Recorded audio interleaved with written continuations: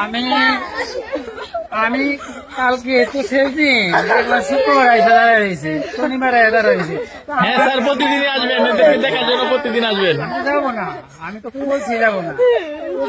এই যে আমাদের কটিয়াদিরের 1 নং স্কুলের প্রধান শিক্ষক সুজিত স্যারের যে বিদায়, আজকে ওনার স্কুলের লাস্ট ডেট, যে বাচ্চারা এমন ভাবে কান্নাকাটি করতেছে। তোমাদের হাতে আমি মৃত্যুবরণ করবো, আমারে মারা গেলে তোমরা নিয়ে যাইবা, আর কেউ নিতে না। আমার সন্তান আর কোনো ইয়ে নাই, কোনো ই করো না। আমি সারা দিন তোমরা সাথে থাকবো। অনেক সময় আমি তোমাদের অনেক সময় বকাবকি করছি, তোমরা কিছু মনে করো না, করছি না, মনে করো না। অনেক অনেক তোমরা বলছি, অনেকে বলছি তোমরা ভালোর জন্য। তোমরা বুঝবা, বড় হলে বুঝবা, তাহলে তো ভালোর জন্যই করছে। হ্যাঁ, স্যারের কথাটা শুই না, স্যারের তো একটু মনোযোগ দিয়ে শুনবা এবং সেই কাজগুলি করবে। হ্যাঁ, তাইলেই দেখবা স্যার অনেক অনেক খুশি হবে, অনেক আনন্দ হবে। ঠিক আছে?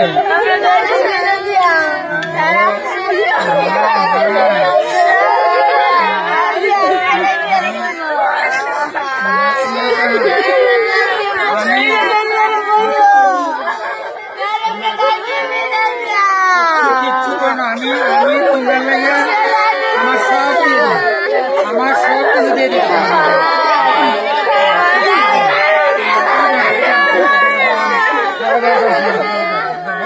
আমি আসবো তো।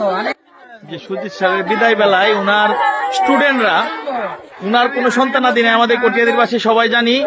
আর উনার স্টুডেন্টরা প্রত্যেকটা উনার সন্তানের মতনই কান্না করতেছে।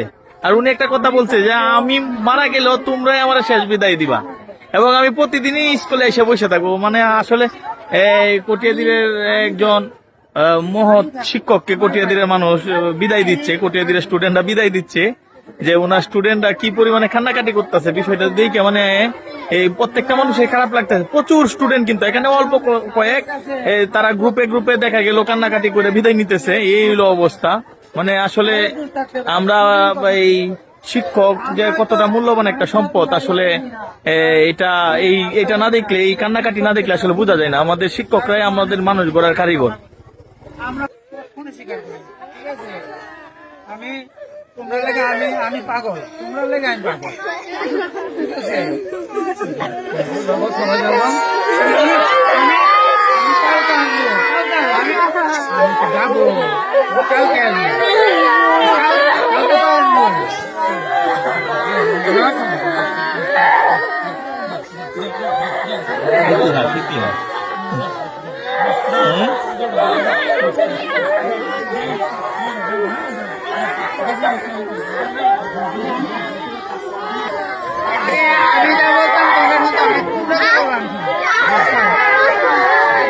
আছে।